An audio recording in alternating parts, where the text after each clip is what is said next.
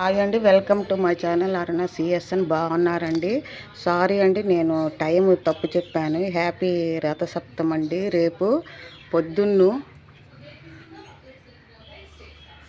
పొద్దున్న మనము 5:55 5:55 లోపల స్నానం చెయ్యాలి. మనము 5:55 లోపల స్నానం చెయ్యాలండి. 6:55 కాదు, 5:55 లోపలండి స్నానం చెయ్యాలి. మనము స్నానం చేసి మనము స్నానం ఎలా చెయ్యాలంటే, మనము పొద్దున్నే 7 చిక్కుడాకులు కానండి, 7 చిక్కుడాకులు కానీ, 7 రేగాకులు కానీ, 7 జిల్లేడు ఆకులండి, తెల్ల జిల్లేడు ఆకులండి. ఏవి ఉన్నా సరే 7 ఆకులు తల మీద పెట్టుకొని, 7 రేగుపళ్ళు పెట్టుకొని తల మీద పెట్టుకున్న తర్వాత భుజాలు 2 భుజాల మీద పెట్టుకోవాలండి. అలా ఒక్కొక్క మగ్గు వేసుకొని మళ్ళీ ముడుకుల మీద పెట్టుకోవాలండి. ఇలా తలకి స్నానం చెయ్యాలన్నమాట. 5:55 లోపల చేసేయాలండి. మన దరిద్రం అంతా పోతుందట. అందు గురించేనండి. టైం చాలామందికి తెలియదు కదా, చెయ్యొచ్చులే అని నెమ్మదిగా చేస్తారండి. ఈరోజు మట్టుకు బద్దక పడకుండా కంపల్సరిగా చేసేయండి. పిల్లలకు కూడా కొంచెం లేసి చేస్తే మంచిది. గ్రహ దోషాలు ఉన్నా కూడా పోతాయండి చిన్న పిల్లలకి. అందు గురించనే మొండితనము, పెంకితనం ఇవన్నీ ఉంటాయి కదండి.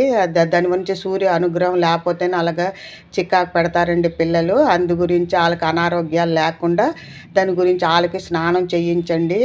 5:55 లోపల అది పెట్టి మళ్ళీ పొద్దున్నే మనం గ్యాస్ మీద పాలు పొయ్యి ఉంటే పర్వాలేదండి, సూర్యుడికి ఎదురుగా చేసుకోవచ్చు.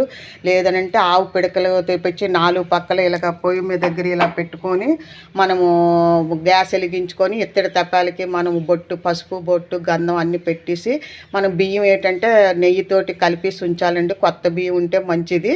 ఆ బియ్యంలో నెయ్యి కలిపేసి పాలు 3 సార్లు పొంగిన తర్వాత ఆ బియ్యం వేయాలండి. ఇంట్లో ఎంతమంది ఉంటే అది సూర్యదేవుని తలుచుకొని వేయాలండి. ఇంట్లో ఎక్కడైనా వెళ్ళినా కూడా మనం వాళ్ళ పేరు చెప్పి వేయొచ్చండి, పిల్లల పేరుని. అది పెట్టి చిక్కుడు ఆకుల మీద అక్కడ మనం చిక్కుడు కాయలతోటి ఎవరికైనా ఆనవాయితీ ఉన్న వాళ్ళు చిక్కుడు ఆకు రథం చేయొచ్చండి. మనం అక్కడ దేవుడి ఎదురుగా, తులసమ్మ ఎదురు, సూర్యుడికి ఎదురుగా మనము రథం లాంటి ముగ్గేసేయండి. రథం ముగ్గేసేసి ఈ 7 ఆకులు పెట్టేసి ప్లేట్లో పెట్టి చిక్కుడు ఆకుల మీద ప్రసాదం పెడితే చాలా మంచిదండి.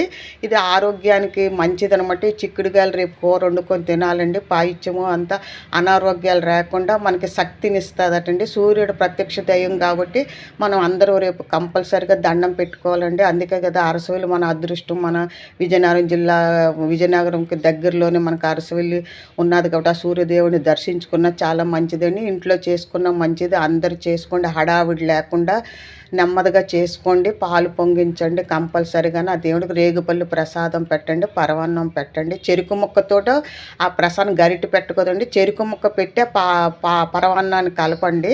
ఇది సైంటిఫిక్గా కూడా చాలా మంచిదండి. Thank you so much. మీరు అందరూ చేసుకోండి. అడ్వాన్స్గా నేను హ్యాపీ ఇదండి రథసప్తమి అండి. Thank you so much. ఒక లైక్ చేయండి, షేర్ చేయండి, సబ్స్క్రైబ్ చేయండి. తప్పకుండా నన్ను ఎంకరేజ్ చేయండి. Thank you so much.